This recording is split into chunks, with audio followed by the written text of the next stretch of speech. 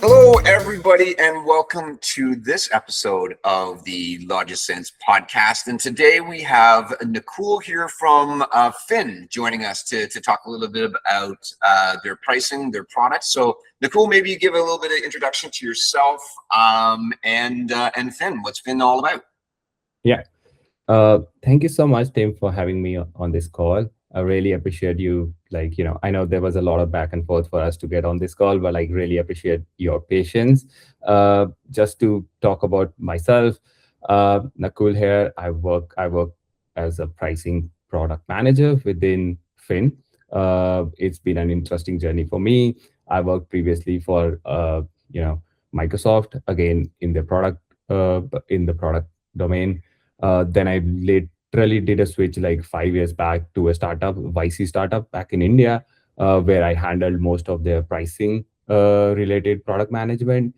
And that got me really hooked and interested in this new aspect, right? Uh, I would say, for me, this is quite an intersection of product management and go to market as well. So it just definitely brings out both the elements for my skill sets. And I've always enjoyed that. About Fin, formerly known as Intercom, as it used to be called.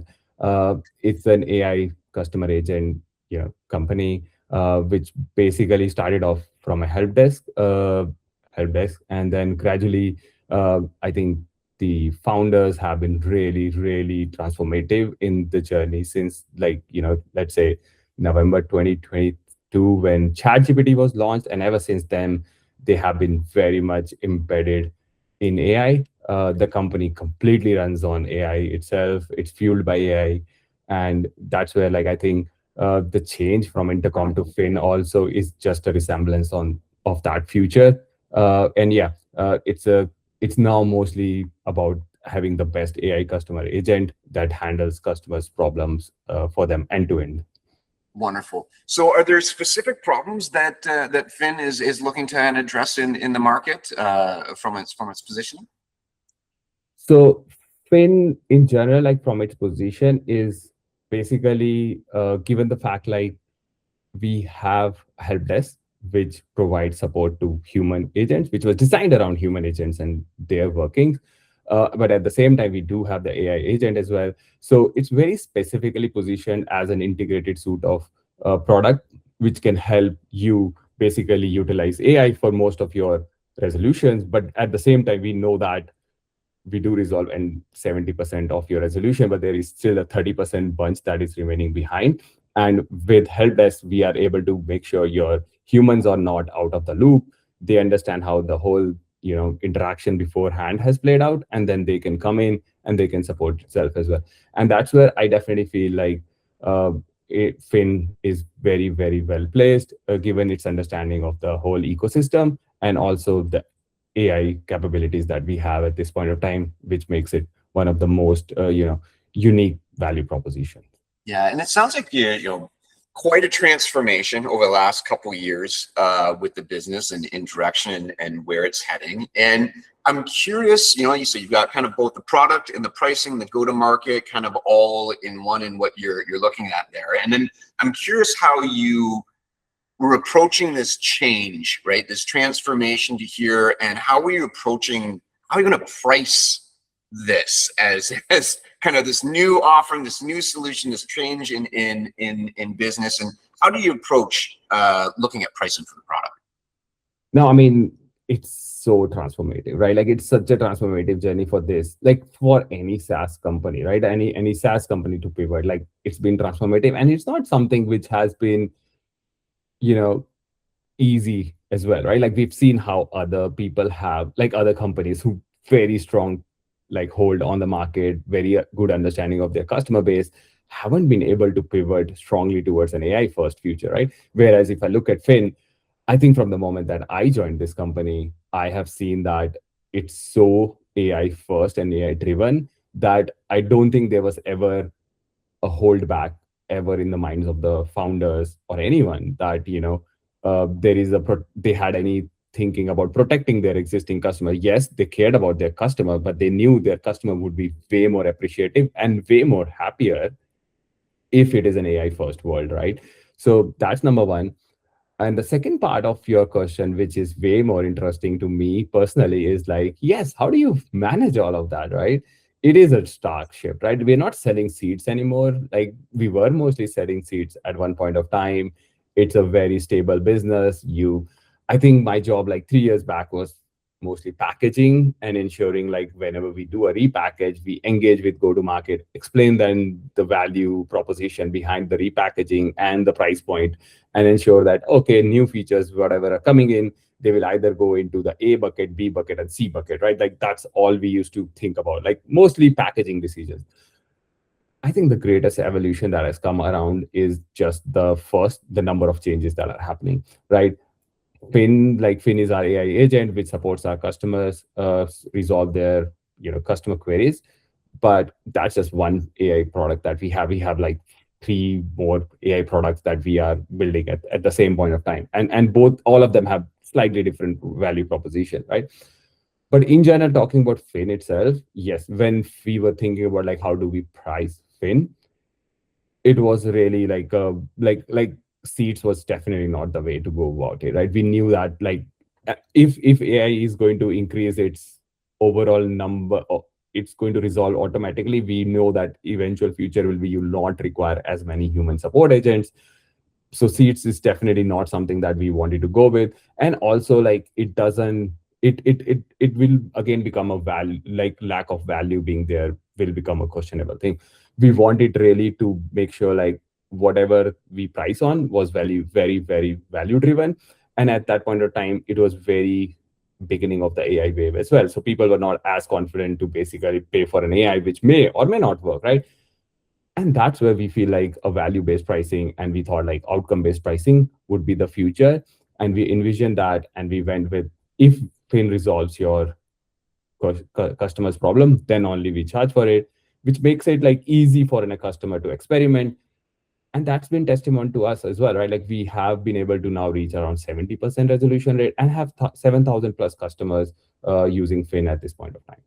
Yeah, cool. So like, I guess like you talked about, previously was seat based, you landed on, outcome based pricing. I'm curious of, what were the other different models that, as you're looking through, there's all sorts of different ways that you can price your product. You landed on outcome.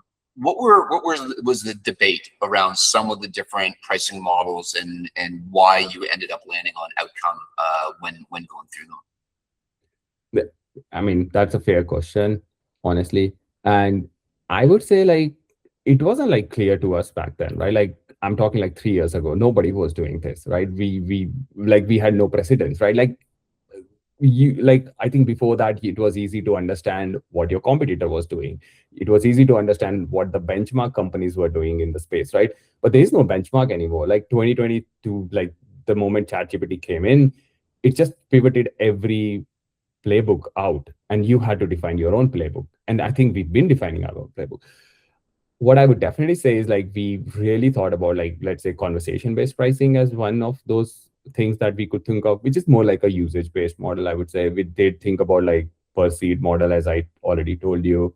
We did think about like some kind of a hybrid as well, where you have a base which covers our cost and then we have a variability added on top of it. I think the most logical, like if I rank the possibilities, I would say like after outcome based, it was conversation based, right? Because it's also very simple for a customer to understand. Every conversation that Fin handles, we charge you for it, right?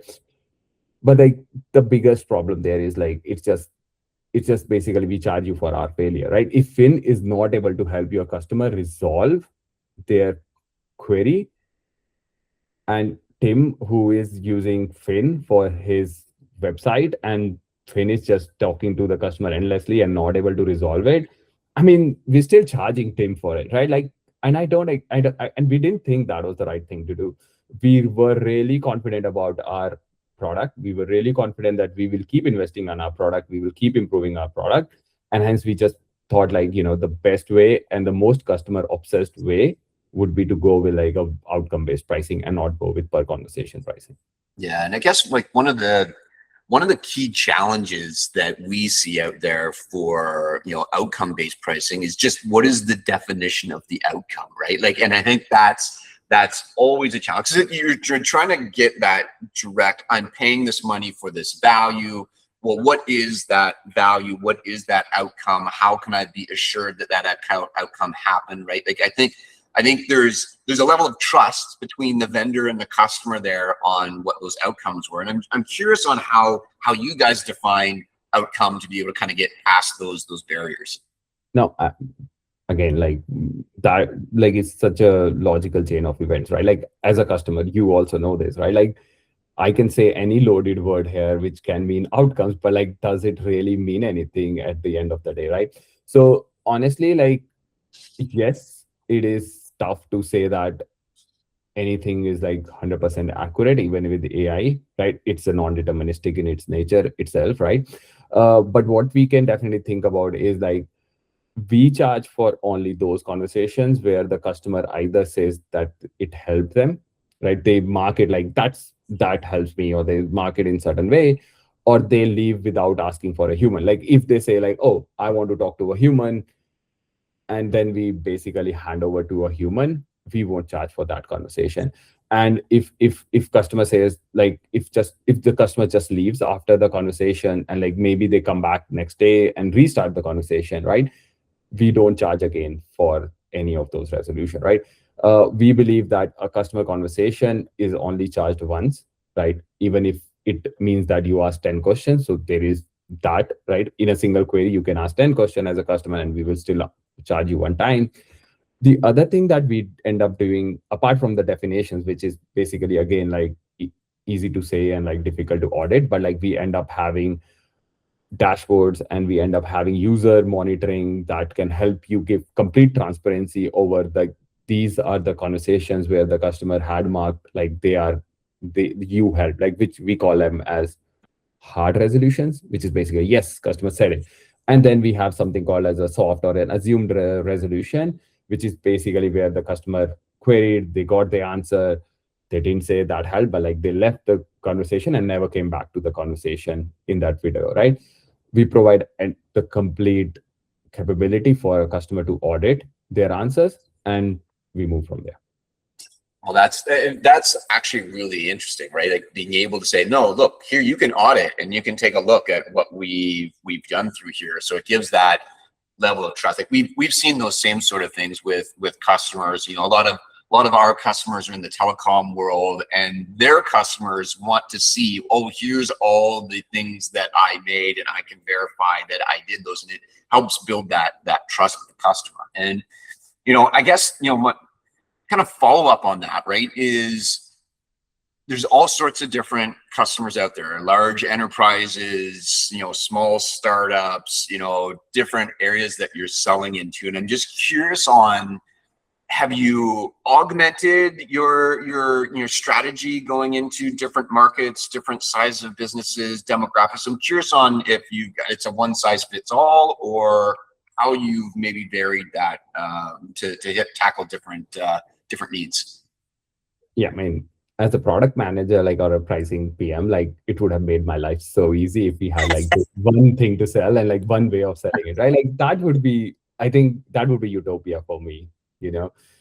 But that's not how the world works, right? Like there are different cohorts of customers that we cater to. We are not very shallow in our ICP. We are definitely like broader than we like anyone else can assume. So yeah, definitely, right? Different customers have different expectations from you. They have a different willingness to pay for the same thing. A large enterprise with back office based out of a developing country, like their cost to serve is way lower than somebody who has their, like with their office location in US. So like they won't want to, or like we will basically not have the same cost to serve or compete against, right? So that's one. And for those customers, the large enterprise customers, we basically go with like, higher the volume, we give like volume based discounts, which are upfront, which are against the upfront commitment, right? So the more the volume that you pick, the lower your per resolution cost or your per outcome cost is at the point of time. The second cohort I would talk about is basically like startups or like, customers who are in a very early stage. For them, we understand, right? They're just getting started. They are very cost sensitive. It's just most of the time it's just like one or two founders running the whole thing themselves, right? We can't expect them to pay us as high. And what we definitely want to do is we want to invest in them. We have complete confidence that they will be able to make big one day, and then that day might be the day when we can get payoffs as well. So we completely invest in startups. We give like 90% discount on our platform. We also give like 300 resolution, like outcomes free for a month. That's like equal to maybe like two support engineers that support agents that you have on your payroll, right? 300 resolutions are free the entire year. We give them to startups. And then the last thing I would talk about is, again, I think I did talk about this in a bit, but like there are certain regional markets, right? Like you might be coming from, let's say, Latam, and then you might be coming from, let's say, APAC, from Philippines, where like abundance of BPOs and everything, right? So yes, your cost to serve might be really, really low. And in those scenarios, we again look at a very specific low cost localized sales model, so that like we can fit into your budgets, and we can make sure like, yes, we can provide you with the right pricing. Yeah, and budgets. That's kind of going to go to that next kind of question that I have, right? Like this is always a challenge when selling any products that have a usage component in them, right? Because there's the finance department has a set fixed budget have they've set aside around spend for this year on XYZ, and is this service going to fit within inside that approved budget? And that's all finance typically ever wants to know. Are you going to be above or below this? And so the unpredictability around the use, right, for anything that's got a variable pricing on it can be a challenge. And I'm curious on how you're managing that kind of unpredictability, and how you're managing those conversations with finance teams as you're going through the selling process. Like again, like this is definitely again a very hard thing to solve for, like, and we spend so many hours you know thinking about these problems, right? I am pretty sure any pricing PM, or like anyone who works in pricing strategy, spends their entire lives over this, right? And it's not an easy answer, right? To be honest, like predictability, yes, it's amazing, right? It's great. Like for a large enterprise, like providing predictability helps them with procuring the budget from finance. It doesn't, like, they don't have to go back and again. Like they love it. Like they just literally love it. Procurement loves it. Finance loves it, right?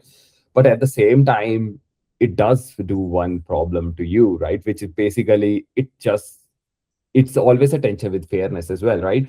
Which is, fairness is like, I can do more predictability where maybe I can do a forecast about a usage based pricing, and I can say that I want 100 outcomes per month, let's say that, right? I don't end up using 50 out of them at the end of the day, right? Because I'm again predicting 12 months down the line, and what I'm doing is I'm just forcing my customer to predict their usage depending on whatever the volume they have at this point of time, right?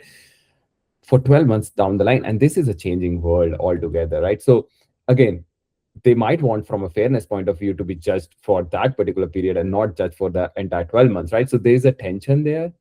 And the way we try to resolve it is three different ways we try to resolve it.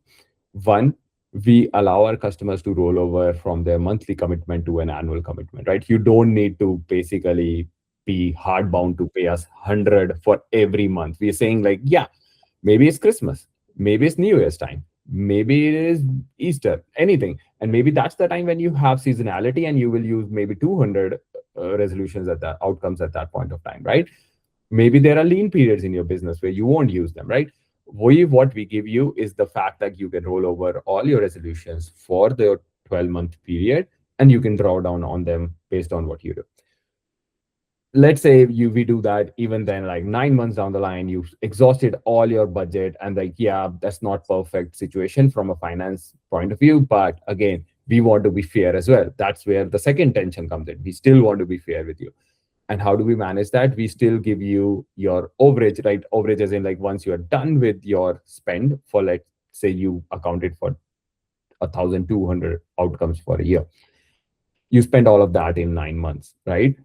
If you use anything beyond that, we will charge you for it, that excess usage, which is not great from like your predictability point of view, but like that's basically fairness. But we will charge you that at your discounted rate. We will not charge you at a list price. And that's been a pivotal shift amongst us. We will not penalize you for under commitment as well, right? And the last thing that I will say is like, and this is just such a, intrinsic part of the problem that we are solving. As Fin gets better at resolving customers' problems, your overall demand for like your headcount for your help desk reduces, right? Like you don't need as many humans to manage, so you need less seats and you need more Fin resolutions. And that's where we allow you to swap. Like within the contract terms, we let you swap between your seats and your resolutions, so outcomes, so that you can basically say that, like, yes, I don't need two more people on my team right now, but I need more Fin, and we don't charge any penalties for any mid contract swap. So this is the way we try to support our customers. I support as much as possible, especially the finance teams. Yeah. Well, and I think those are all really good ways to try to mitigate that. And like you said, it's all about fairness and transparency, right? In what I'm paying and how I'm using it. I like that concept of okay, just yearly drawdown. Here's your average across your months. Let's do it a full thing. And then it doesn't matter if you spike up in one and go low in the other, right? Is again, giving that fairness across them.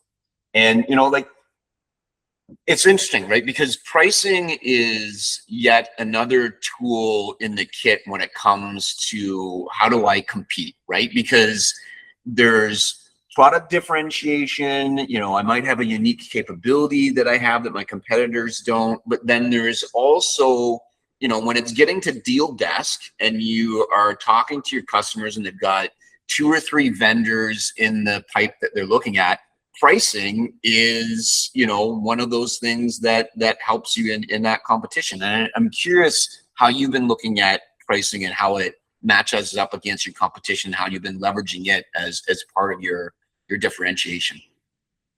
Yeah, I mean, again, like we don't work in a silo, right? Like we are not like living in a scientific or an academic world where like we are doing everything alone and like nobody else is doing everything. So this world is evolving, right? Like everyone around has their own ways of doing it as well, right?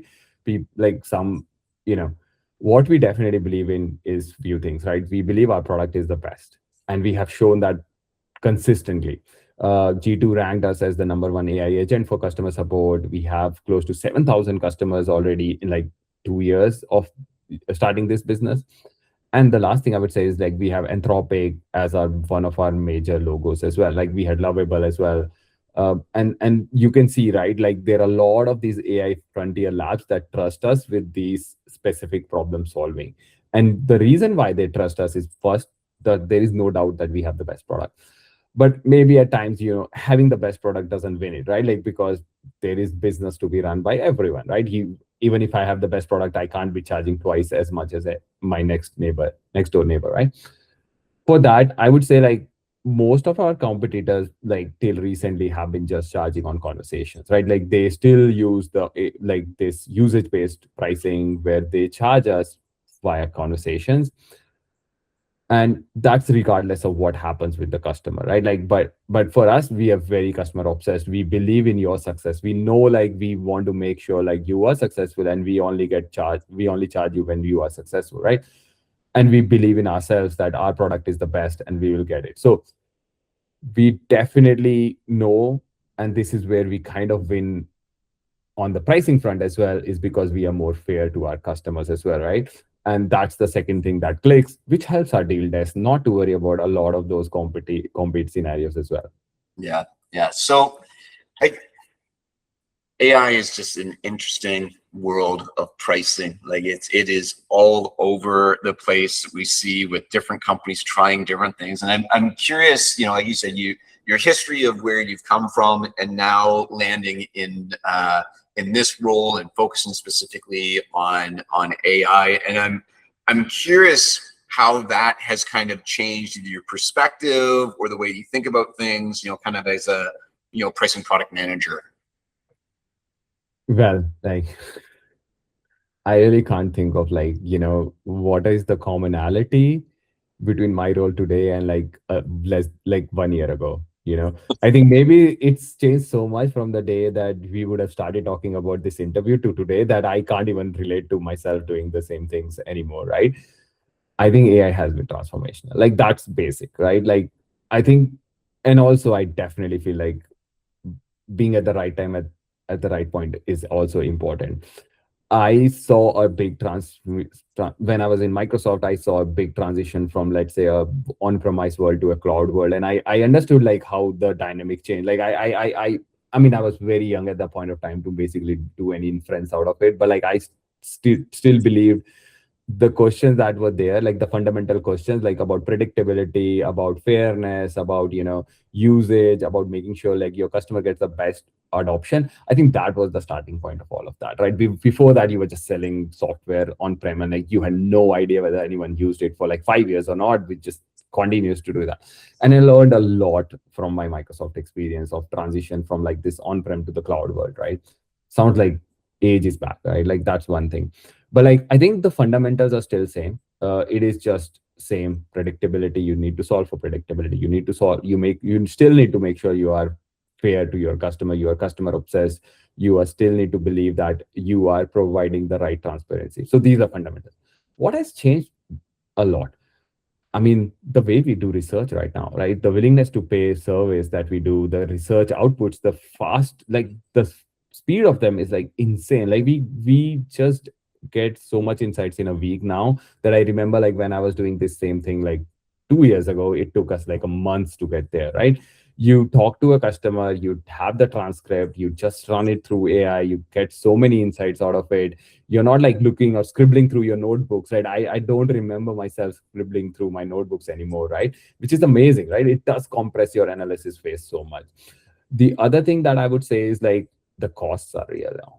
Like, like I think even in the cloud world, like the cost was so minimal. Like you were not every incremental customer that you were adding, there was no incremental cost. Like it was still more than the on-prem world, but like it was still like not your decision-making factor. And that's where I think pricing has become a core pivotal piece, because in a way the cost is such an important element that you need to make sure for what customer is willing to pay, your cost has to be a certain degree, which basically becomes a pricing signal to your product teams as well.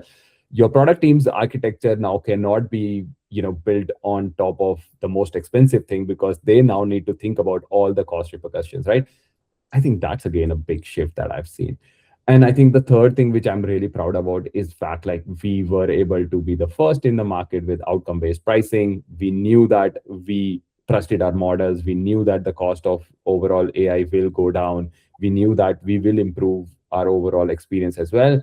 And to me, I think those three things made a lot of sense and provided a lot of learning and changes as well.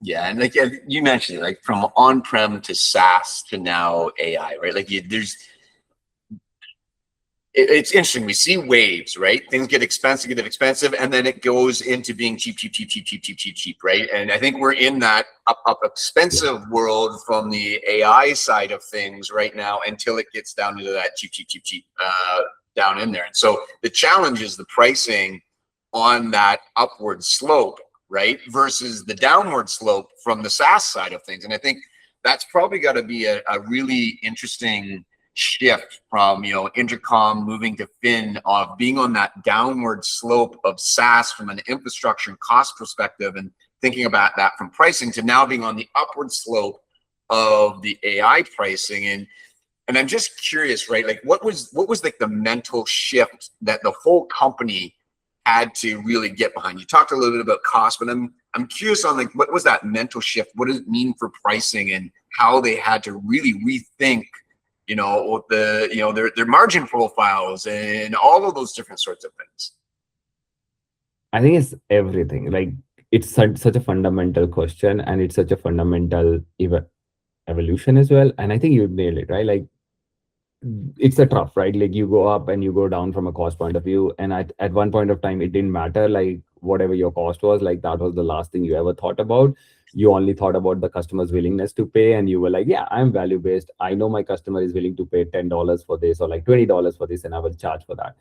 I mean, ChatGPT even themselves started with like the $20 subscription. Anthropic started with $200 subscriptions as well, right? And they soon realized that customers were hitting the point where it was not manageable for them from a cost point of view, and they had to introduce these fair limits, right?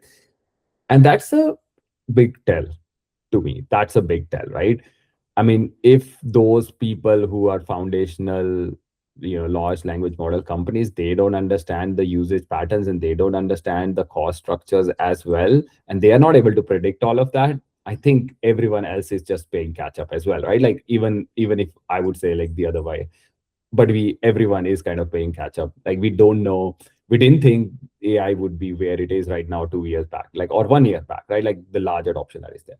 But at the same time, the cost, again, as you said, cost is a big thing. So yes, we are learning about it, right? We are learning, we are educating ourselves about different cost elements that are there. We are educating, like we get the signal and we pass it on to our product teams. And that's a new thing that we have started, right? Where we talk to them about like, yes, this sounds amazing. This tech is amazing, but like this is expensive. We can't be making this thing. Like it won't sell. Like it's not the same thing, right? So I think those decisions are very important. I think there is, at the beginning, I won't say now, but like at the beginning, there was a lot of trust deficit that was there around AI products. So we needed to solve for that. And I think outcome-based kind of a pricing model was one of the big solves that we were able to unlock, which helped us ensure like customers were not, like customers would open their doors with like for their entire volume rather than just a small portion, because they knew like, okay, take my entire volume. If you are successfully able to do I'm going to everything. get a benefit out of it, right? I'm going to Yeah. be yeah. So it's a big adoption unblock as well, right? And the last thing I would say is like, again, when we were doing SaaS pricing, it was repackaging. It was something that you would change like 2 or 3 years, right? Like everything, like maybe 2 years at all. I don't think that's true anymore, right? AI products change quarterly. We are right. We do something today, and we are still thinking about like next 3 months. Like we are like, we are going to launch a beta 1 month down the line, and I'm thinking like we are already thinking about like how we will price it, right? And the speed, and it's not just like uh, because like it's a SaaS to AI, but it's also because the speed of development has also been incredibly fast of late, right? Like we are developing products at the speed unprecedented we have seen Vivo. And that brings a lot of tension from a pricing point of view, because we need to make sure like we hit the market fast, and we are not the blockers for product to be launched, right? We know what the pricing would be look like, and we go to the market with that kind of a confidence, and with like pricing and product going together and making sure we are a success. Yeah. So I'm gonna have one last question here that you can maybe address to the audience, right? And I want to get your views of where you think the AI agent pricing is going to go from here, and maybe you can share some of those thoughts with the audience. Yeah, I mean, this is like highly debatable. And I would say like, I'm on the fence on this one. And maybe 1 year down the line, I'll proven totally wrong about this. But I definitely don't believe like the token-based pricing that we are seeing right now is the way the future will evolve, right? I mean, it's basically taking away all your cost and passing it over to your customer. And I think that's just a cost of model of pricing. And that's not value-based pricing at all, right? And yeah, yes, I know like a lot of big companies and a lot of big names have been behind this, right? Like if you talk about Nvidia, if you talk about Anthropic, OpenAI, all of them are like have been heavily behind this, I think. And I definitely believe they are market makers, and they can define any pricing model, any price point, and anything. And they can define it because they have the power in the market, right? But I don't think that is true for an application layer or a business layer, right? That's true for a foundational model layer, but I don't feel like a business buyer is ever going to agree to that, because we do a lot of customer research, right? We talk to our customers every day. And the first thing that they will tell us is that, dude, I need predictability more than anything else.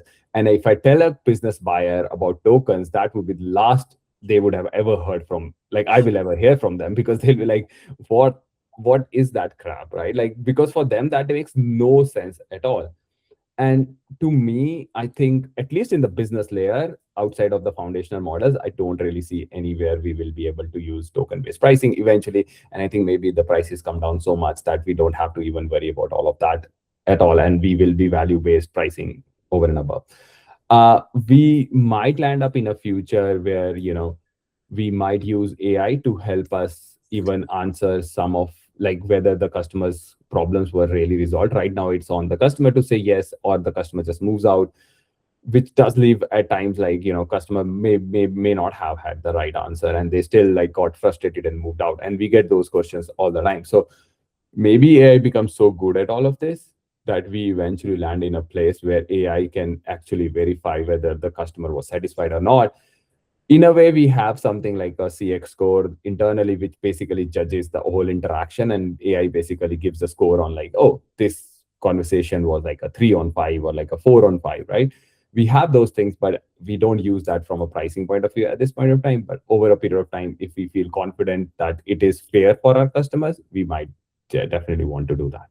Yeah, very interesting. Like you said, time will tell on these things. It's such a very volatile world right now around the pricing of these different services. So it'll be very interesting to see how everything plays out and what the market will bear and what customers are looking for, right? It'll all come down to how people want to pay for the services they get. So, well, I wanted to thank you very much for joining us on the podcast. It's been very insightful, really great information, being able to see the journey that you've been taking both career-wise and what Intercom moving to Fin and the pricing challenges and how you've been tackling them there. So again, just really wanted to thank you for joining us on the podcast.